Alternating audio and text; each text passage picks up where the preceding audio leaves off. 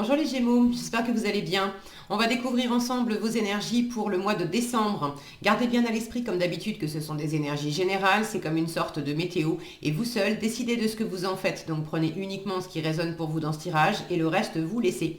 Je vous invite également à consulter les vidéos de votre ascendant et des autres signes de votre thème astral pour compléter ces informations.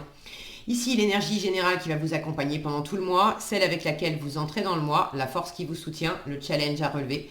3 conseils de l'univers, ce que l'univers vous invite à continuer, à lâcher, à entreprendre de nouveau, votre énergie en sortie de mois et quelques messages conseils pour finir. Les jeux que j'utilise ce mois-ci sont le Gregory Scott Tarot et le Brit Surdide Tarot, ainsi que le Tattoo Tarot et la petite boîte pour vivre les accords Toltec au quotidien. Vous retrouvez tous les jeux que j'utilise sous chaque vidéo en description, ainsi que le lien pour les guidances personnalisées.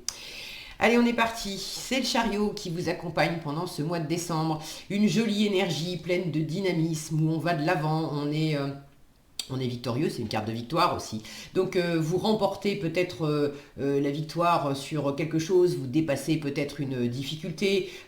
Pour certains, il y a du mouvement. Le chariot peut parler de déménagement, de voyage, de mouvement géographique.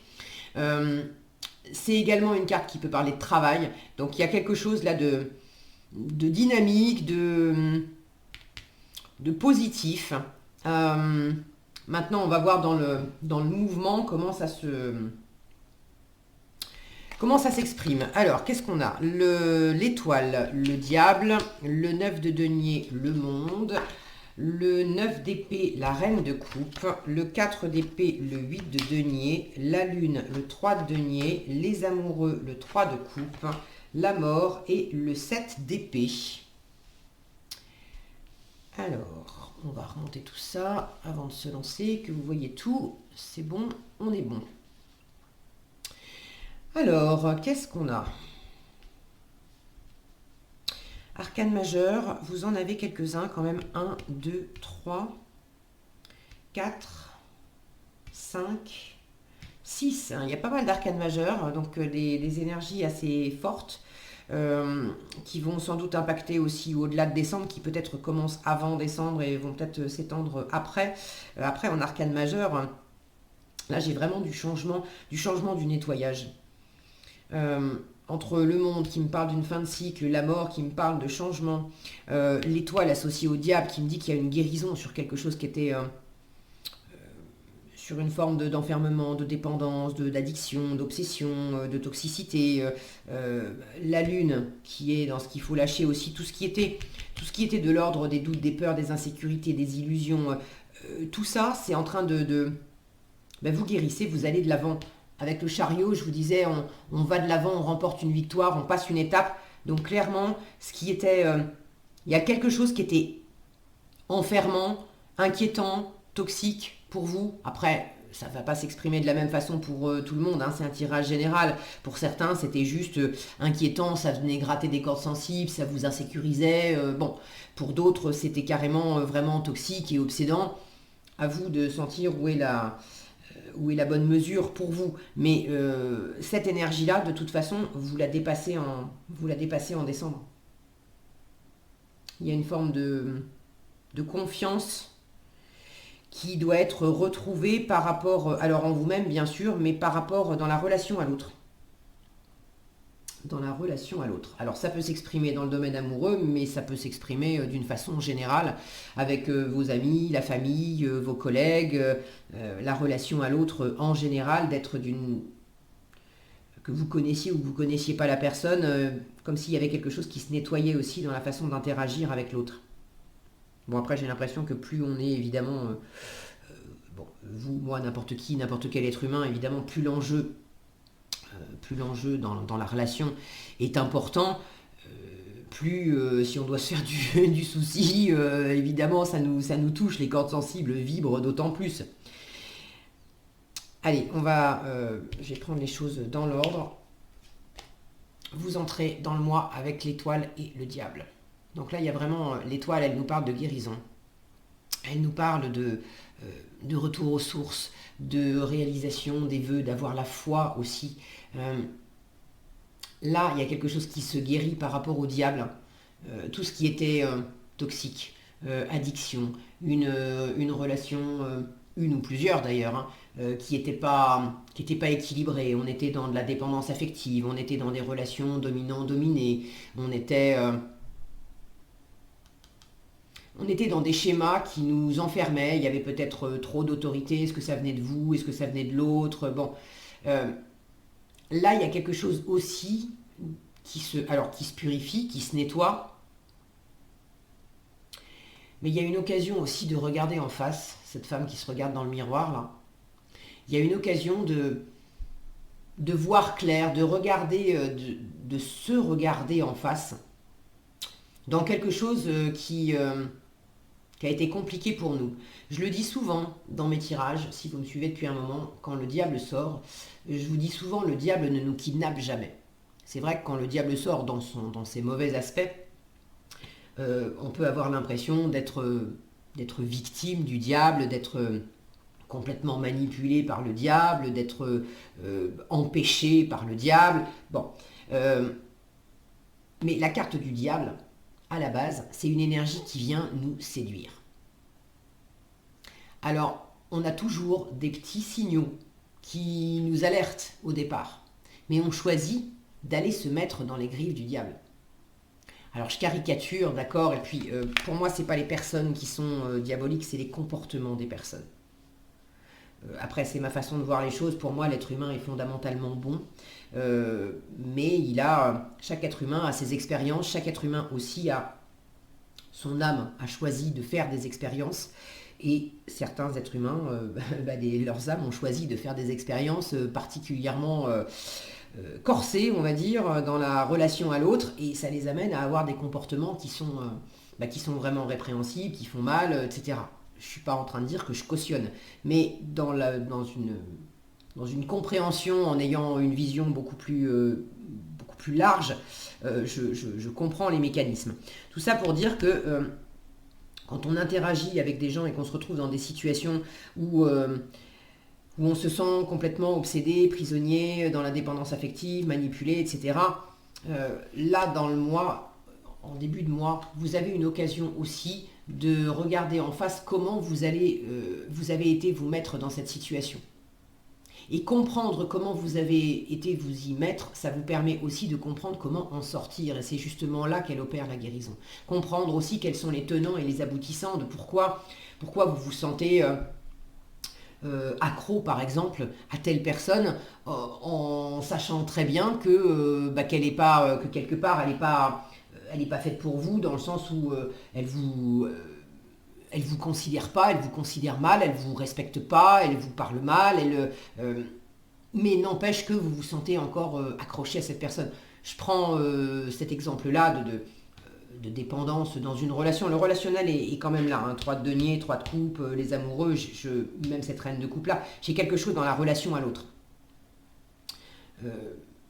qui a besoin d'être purifié, qui vous inquiétait. Maintenant, c'est pas nécessairement toutes les relations qui sont pourries, il faut pas non plus penser trucs dramatiques, voilà, mais même en ayant des relations sympas avec l'entourage, on peut, en y regardant de plus près, voir et comprendre comment soi-même,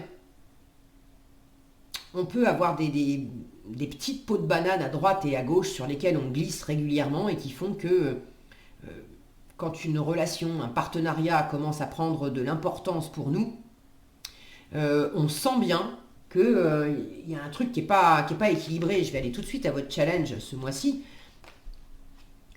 Le 9 d'épée avec la reine de coupe. Là, j'ai quelque chose qui vous angoisse vraiment à propos du cœur, à propos de l'ouverture de cœur. La reine de coupe, c'est cette énergie très ouverte qui veut aimer, qui veut être aimée, qui a beaucoup de choses à offrir, qui a envie de recevoir aussi, qui a vraiment beaucoup d'intuition, beaucoup d'empathie. Et le 9 d'épée, c'est vraiment... autant là, j'ai bien aspecté, j'ai une grande ouverture de cœur. Et le 9 d'épée, c'est la fermeture du mental. Enfin, c'est le mental qui s'emballe. Alors là, on est dans le côté obsession.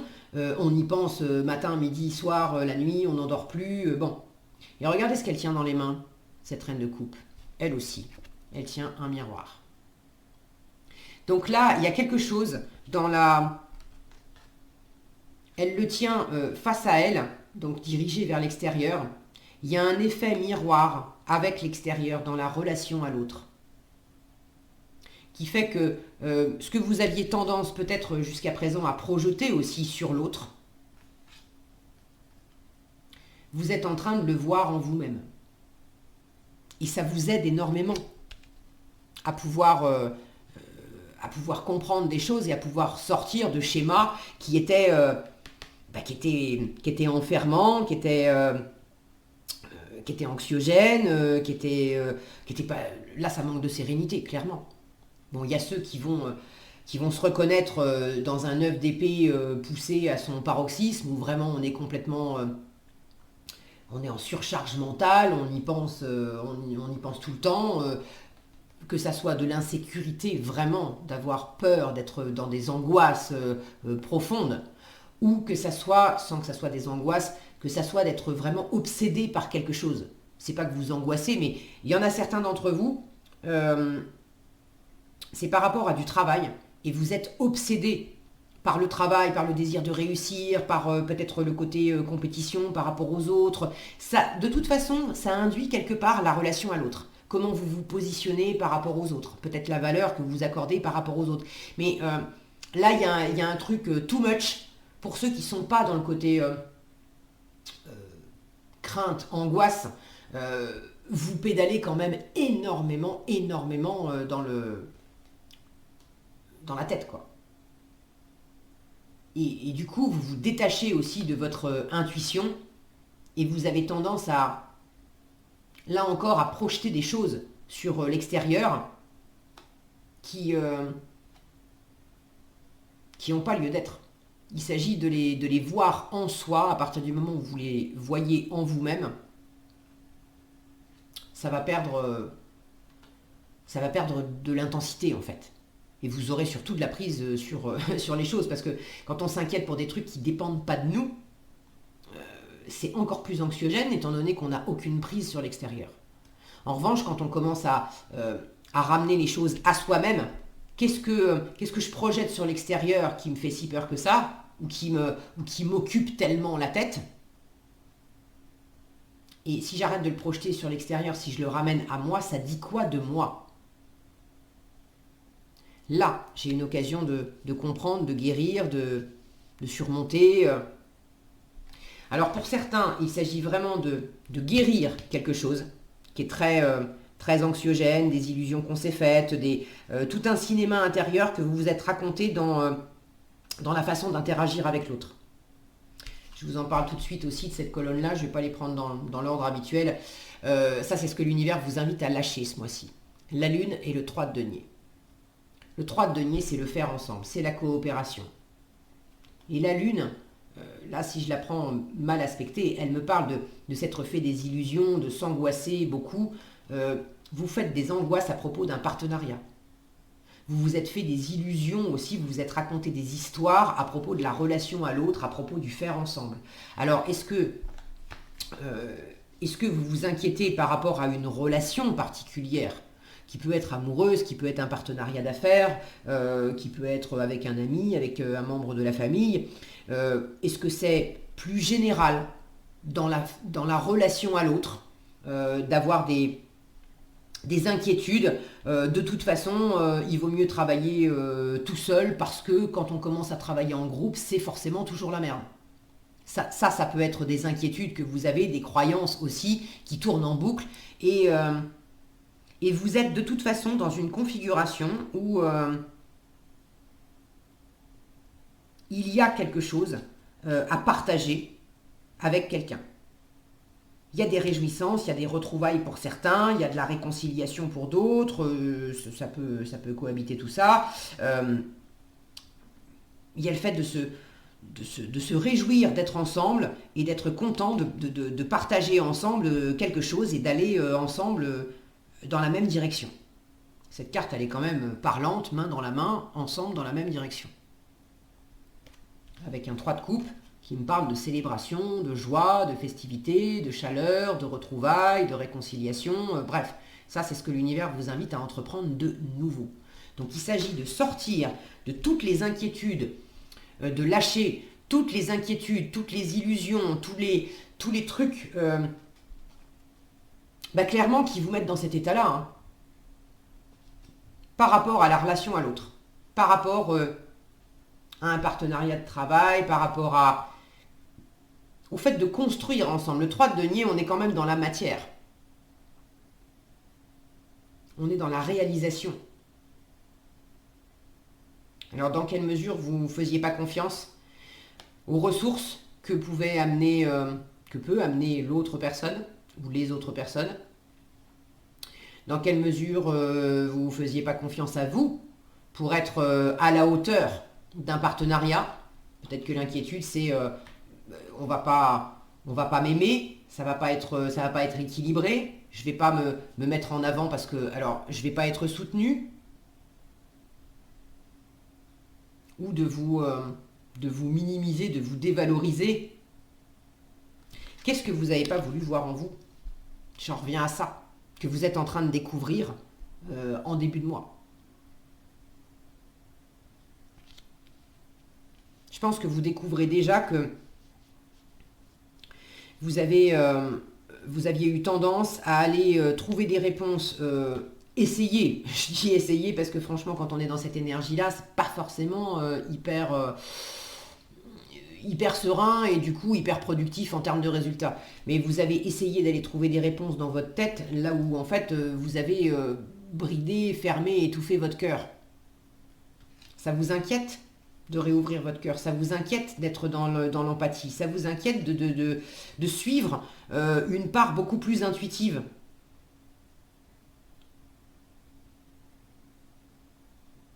Il y en a certains qui avancent dans une relation amoureuse, dans un partenariat, bref, dans une configuration où il y a de la relation à l'autre, et vous avancez quand même pour une part un peu à l'aveuglette. Il y a cette énorme lune qui est en plein milieu, là, et qui vous demande quand même d'être branché à votre intuition, à votre part sensible, réceptive, empathe, pleine de compassion, d'ouverture à l'autre, capable de lire entre les lignes, capable de se comprendre au-delà des mots.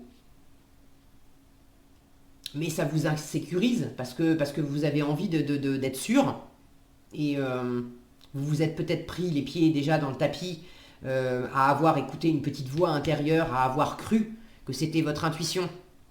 Et puis finalement, à vous être rendu compte que, non, c'était... Il y a quelque chose là qui s'était mal passé, que vous êtes en train de revisiter et vous êtes en train de vous en libérer. Donc, faites les choses à votre rythme, mais il y a vraiment une victoire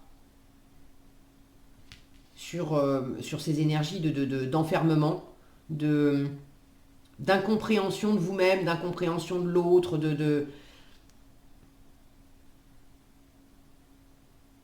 Bon, en force, le 9 de denier et le monde. Alors là, j'ai deux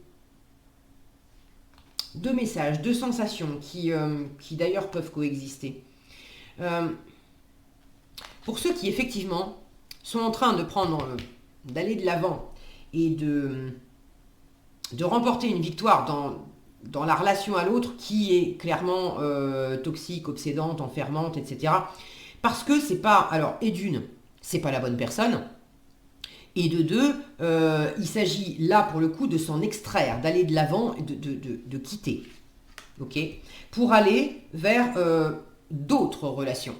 Une relation beaucoup plus harmonieuse, une relation où on vous reconnaît, une relation avec quelqu'un qui vous ressemble, qui a envie d'aller dans la même direction que vous, où on va être dans de la chaleur, dans des réjouissances. Bon. Donc il y en a certaines d'entre vous, il s'agit de pas mettre tout le monde dans le même panier. Il y a une relation qui a fait mal et qui a besoin d'être laissée derrière vous. On se défait d'une forme de dépendance affective, d'une forme d'obsession, d'une forme de toxicité, bref.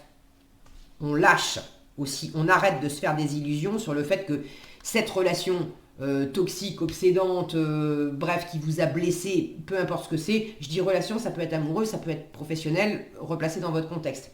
Mais on arrête de se faire des illusions sur le fait que cette relation-là, on va s'en sortir vainqueur, on va y arriver, si on s'en est pris plein la tronche, ça fait déjà des jours, des semaines, des mois, voire des années. Mais il y a encore une part de nous qui croit qu'on va y arriver. Non. Là, l'univers vous dit non. Tu lâches ça en force, boucle un cycle, prends ton indépendance, pense à toi. Reviens à toi. Et une fois que tu auras fait ça, de lâcher ce qui était toxique, de lâcher ce qui empoisonnait ton cœur, là, tu pourras te réouvrir à l'autre, mais avec une meilleure personne. Parce que tu auras compris des choses de toi, d'abord. Faut pas... c'est toujours, dans les relations, c'est toujours un partage de responsabilités. Il n'y a pas 100% de responsabilité, un grand méchant, et puis un petit agneau qui a rien fait.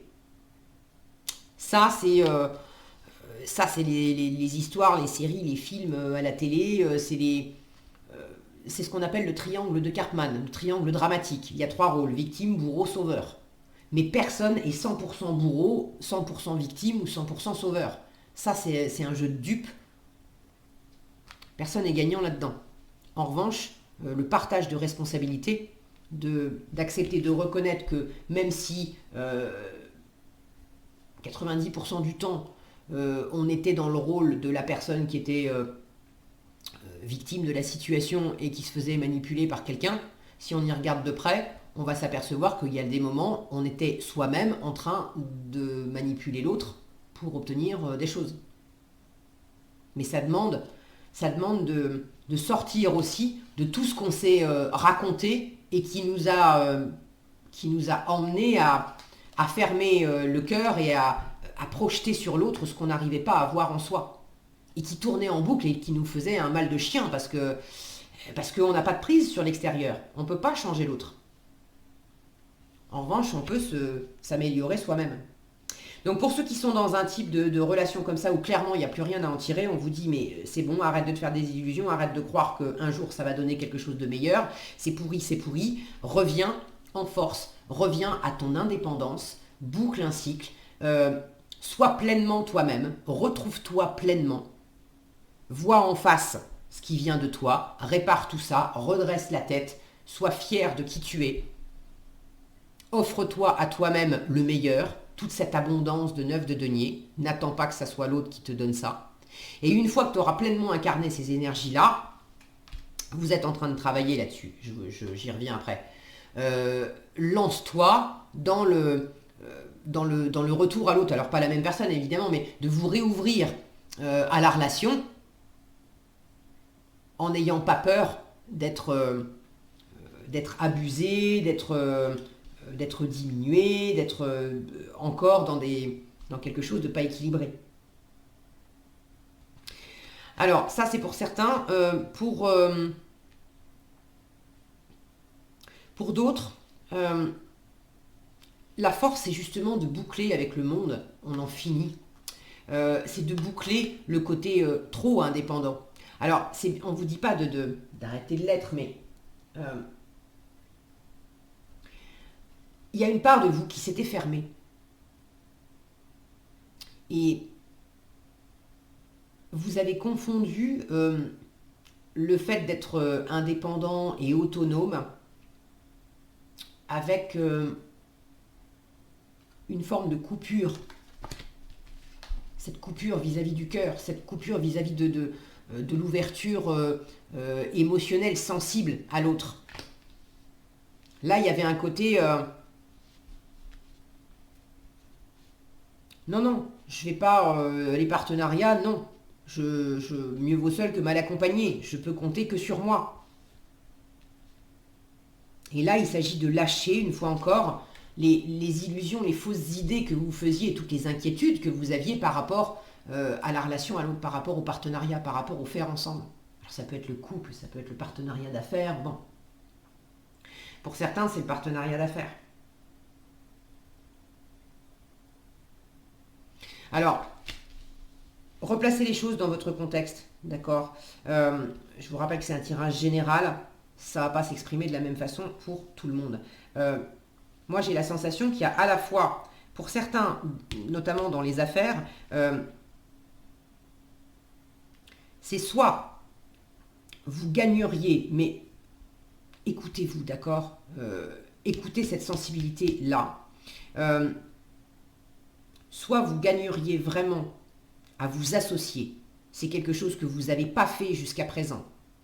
Et vous sentez que pour aller de l'avant, vous avez une perspective d'association, de partenariat. Ça pourrait être lucratif, ça pourrait être porteur, mais il y a une part de vous qui résiste.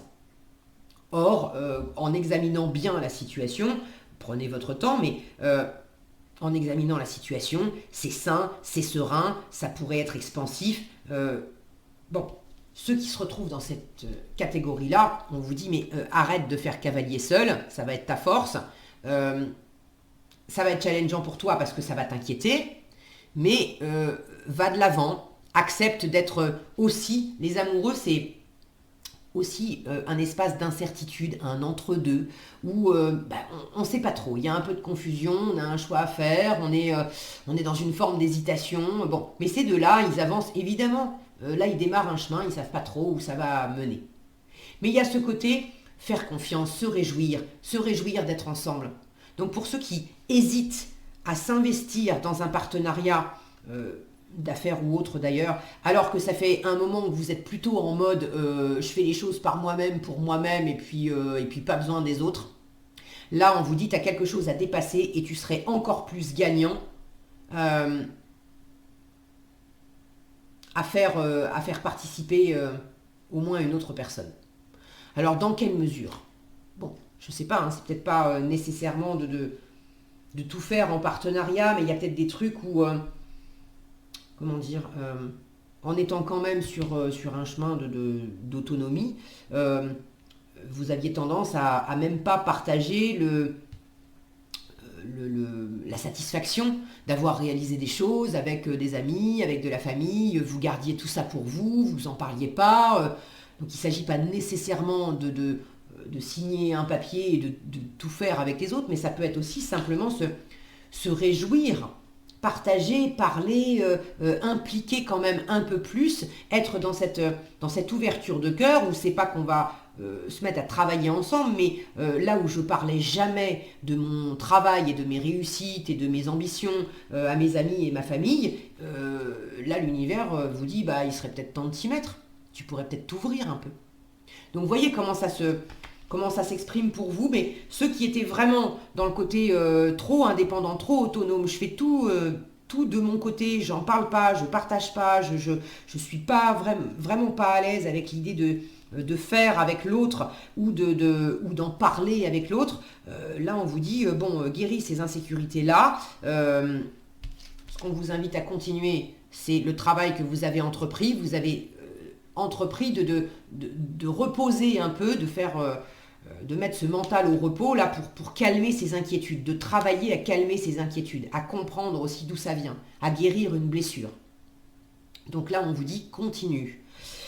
Et pour ceux qui, inversement, étaient beaucoup plus dans le côté dépendant, vous n'arriviez pas à avancer dans le travail ou en amour, ou bref, dans la relation à l'autre, il fallait forcément, pour vous sentir en place, pour vous sentir en sécurité, vous aviez besoin sans arrêt d'être porté par les autres. Pour vous sentir comme si vous n'arriviez pas à vous donner une vraie valeur, s'il n'y avait pas les autres pour vous dire « mais tu as de la valeur ». Tant que les autres n'étaient pas là pour vous dire « mais tu peux le faire » ou « je suis avec toi » vous n'arriviez pas à faire les choses par vous-même, pour vous-même, pleinement. Donc il y a une forme de dépendance. Pour ceux qui se reconnaissent davantage là-dedans, là c'est le message inverse, c'est lâche ce besoin d'être sans arrêt porté par les autres pour te sécuriser. Regarde en face dans quelle mesure tu t'es enfermé toi-même dans une image de la relation à l'autre et de la relation à toi-même qui était faussée, qui était dans la dépendance, et puis boucle ce cycle de dépendance et prends ton indépendance. Et là, on en revient, le challenge est le même. C'est là où tu avais étouffé ton cœur, là où tu te... c'est inquiétant, parce que ça change vos habitudes, parce que ça demande aussi de se réouvrir et de voir aussi comment vous avez projeté des choses sur les autres qui existaient en vous-même. Ça pique. C'est humain, pas vous dire le contraire. J'ai fait ce chemin-là aussi et puis je continuerai de le faire encore. Moi, c'est bon, ça n'engage que moi, mais je préférerais toujours me rendre compte de quelque chose en moi qui pique. J'en suis pas fière, mais au moins j'ai de la prise dessus, je peux évoluer, je peux avancer, plutôt que de me mettre la tête dans le sac et de dire non, non, j'y suis pour rien, c'est forcément l'autre. C'est bon. Ça, c'est ma façon de faire à moi. Et puis alors, j'en changerai pour rien au monde, parce que ça m'a tellement fait avancer dans ma vie que j'en suis pleine de gratitude pour ça. Mais faites les choses à votre rythme. De toute façon, il y a vraiment une ouverture qui se fait. Il y a un élan là. On va de l'avant. Donc, plus ou moins, dans quel degré, c'est plus ou moins conscient comme avancé, mais de toute façon, il y a un élan qui fait que vous dépassez ce qui n'était pas en place dans la relation à l'autre. Alors, ce que l'univers vous invite à continuer, j'avais commencé à vous en parler, le 4 d'épée et le 8 de denier. 4 d'épée, c'est le repos, le fait de mettre le mental au repos, donc on commence à moins cogiter, moins s'en faire, moins être tétanisé par certaines choses. On travaille beaucoup à réduire ces inquiétudes. Alors ces inquiétudes ou ces obsessions, ou voilà, toutes ces pensées, ces croyances, ces jugements, des échanges aussi, c'est la communication, les épées, donc des échanges qui étaient peut-être compliqués avec l'environnement. On travaille à calmer le jeu à ce niveau-là, pour être dans davantage d'harmonie. Et puis, pour ceux qui sont dans du travail, alors travail professionnel ou un projet vraiment dans la matière. Là, il y a de l'investissement, vous êtes en train de construire quelque chose, est-ce que vous lancez à fond dans la construction d'une maison, dans un projet artistique, mais quelque chose qui vous êtes très très très investi. Là, pour le coup, le diable, ça va être le bon côté du diable, qui est très fort dans la matière, pour ce qui est argent, tout ce qui est financier, tout ce qui est boulot, terre à terre. Alors lui, il est créatif, il est inventif, c'est un bourreau de travail aussi. Donc il y en a certains, là, pour moi, ça parle aussi de la relation à l'autre. Vous avez certainement dû trouver des choses qui résonnaient dans vos oreilles et dans votre cœur. Mais pour ceux qui sont à fond dans du boulot, pas nécessairement professionnel, mais vous vous donnez à fond. Beaucoup de choses à faire, beaucoup d'investissements, d'énergie, d'envie, bref. Il y a quelque chose qui vous tient vraiment, vraiment, vraiment, vraiment à cœur au début du mois. Vous êtes passionné par quelque chose, vous vous donnez à fond. Là, il y a vraiment en force, c'est continue, vous avez une ambition, continue d'aller de l'avant, il faut y croire, il faut être optimiste, déterminé, bouger, sois fort, sois fier, mets-toi, va au bout. Là, on vous dit, mais va au bout de ton truc. Le 9 de denier, c'est vraiment de l'abondance. Et c'est de l'abondance qu'on s'apporte à soi-même, par soi-même, pour soi-même. C'est le fait d'être fier de soi. Donc, sois fier de toi. Sois fier de ce que tu as réalisé, de ce que tu veux réaliser. Maintenant, dans la façon de faire les choses, il y a un côté un peu acharné qui vous fait du mal. Le côté drogué du travail. Et c'est ça que vous avez besoin de rééquilibrer aussi. Si vous êtes dans le côté drogué du travail, trop acharné, c'est pour compenser quoi? Dans ce qu'il faut lâcher là, dans la réalisation. Par rapport, là, c'est le regard de l'autre.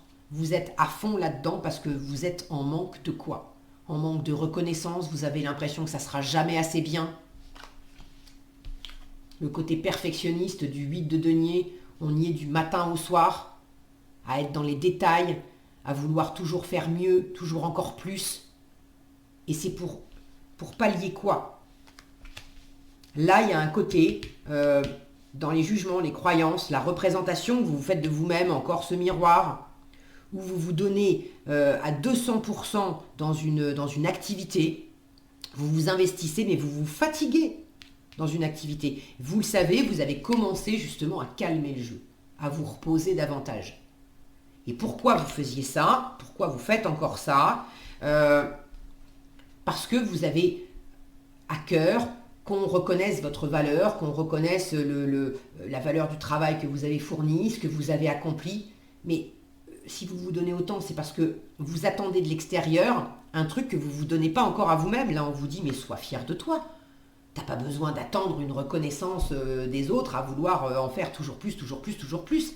C'est toi, la personne qui doit dire, c'est bon, je suis fier de moi. Je suis arrivé au bout. C'est ok. Mais vous ne savez pas vous arrêter parce que vous n'êtes pas capable de vous donner cette reconnaissance à vous-même. Vous l'attendez des autres. Et c'est ça qu'on vous dit de lâcher. C'est à toi de t'apporter cette reconnaissance. Et du coup, là, tu reprends le contrôle et tu n'as plus besoin de bosser comme un acharné ou comme une dingue, parce que c'est toi-même qui va savoir te dire « Hey, j'ai super bien avancé, je m'étais fixé ça comme objectif, je l'ai réalisé, alors oui, je peux encore faire plus, encore faire mieux, mais pour l'heure, je vais me reposer, je vais accepter de me reposer, ça n'enlève rien à ma valeur, j'ai rien à prouver aux autres. J'arrête de vouloir prouver aux autres. Et une fois n'est pas coutume, à entreprendre de nouveau, je vais m'autoriser des moments sympas. Je vais m'autoriser de la récré. Je vais m'autoriser le retour à l'autre. Je vais m'autoriser une meilleure harmonie à moi-même aussi.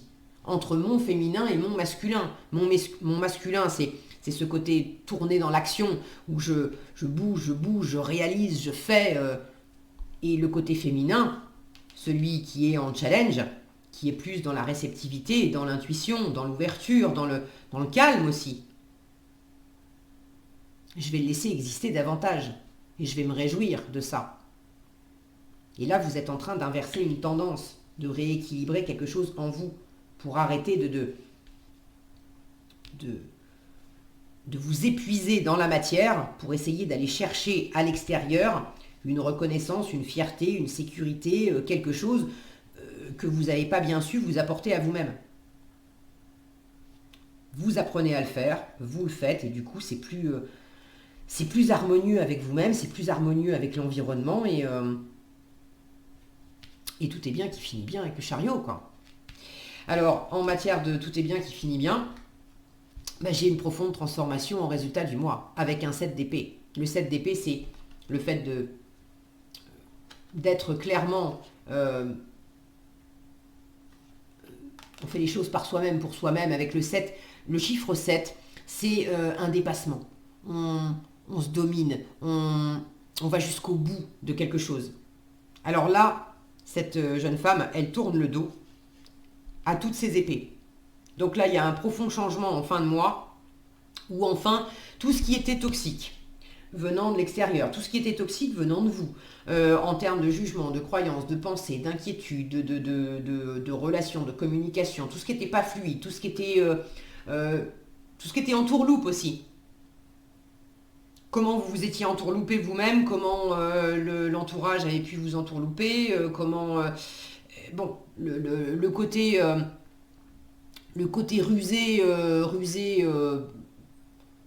pas dans le bon sens du terme, du 7 d'épée, ça se transforme. On fuit ça.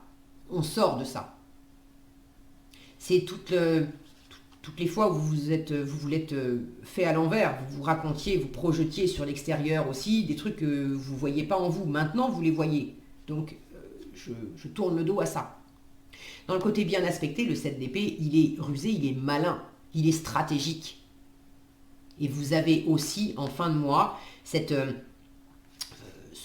discernement, le fait d'être capable de réorienter les choses pour fuir ce qui ne vous sert pas, ne vous sert plus, que ça soit en vous-même ou que ça soit dans une situation extérieure. et de préparer ça dans votre coin pour aller regarder cette carte de la mort comme elle est. En fait, on a ce ciel bleu, ces nuages qui s'ouvrent avec ce ciel bleu, cette grande prairie. C'est vraiment, cette carte pourrait s'appeler davantage renaissance, parce que là, c'est tout ce qui était enfermant, limitant, blessant, tout ça, tout ce qui était dans l'ombre aussi. Ça, c'est clair, le chemin s'ouvre, il y a vraiment une renaissance. Je vais vers quelque chose de nouveau et de profondément plus sain qu'avant. Donc c'est plutôt sympa comme sortie de mois. Ok, qu'est-ce que vous avez comme conseil? J'apprends des tensions avec mon entourage et je suis reconnaissant du regard que tu portes sur moi. Alors, je suis reconnaissant du regard que tu portes sur moi. On vous dit ton retour m'aide à comprendre ce qui me touche ou me blesse. J'avais un angle mort sur qui je suis et grâce à toi, je peux me corriger et grandir. Cet effet de miroir, là, je vous disais, d'avoir projeté sur l'autre, mais grâce à l'autre, on voit quelque chose en soi-même. Et vous pouvez, au lieu de vous en défendre et de vous en inquiéter, ce qu'il faut lâcher, vous pouvez justement vous en réjouir. Là, il y a peut-être aussi, à travers quelqu'un que vous preniez un peu comme une ennemie, le fait de voir que l'ennemi, en fait, c'était pas en l'autre, c'était en vous. Il y avait une part de vous que vous preniez comme un ennemi, comme une ennemie, et le fait de comprendre ça, d'accueillir ça, de nettoyer ça, de corriger cet angle mort, ça vous permet aussi d'opérer alors un retour à vous-même, c'est très agréable, mais d'opérer aussi un retour à l'autre beaucoup plus agréable. J'apprends des tensions avec mon entourage. Il n'y a jamais d'échec dans les rencontres car il existe deux types de relations, celles qui me sécurisent et celles qui me bousculent pour me faire grandir. Tout est parfait si je laisse entrer en moi les cadeaux de la vie. Donc même des relations qui vous ont bousculé, qui vous ont apporté des choses désagréables à ressentir, elles avaient lieu d'être parce qu'elles vous aident à grandir. Voilà ce que j'avais pour vous les Gémeaux, j'espère que cette vidéo vous sera utile. Si elle vous a plu, je vous invite à la liker, la partager, la commenter. Et pour être averti quand je publie de nouvelles vidéos, il suffit de vous abonner et d'activer la cloche des notifications. Prenez bien soin de vous, passez un excellent mois de décembre et je vous dis à bientôt dans un prochain tirage.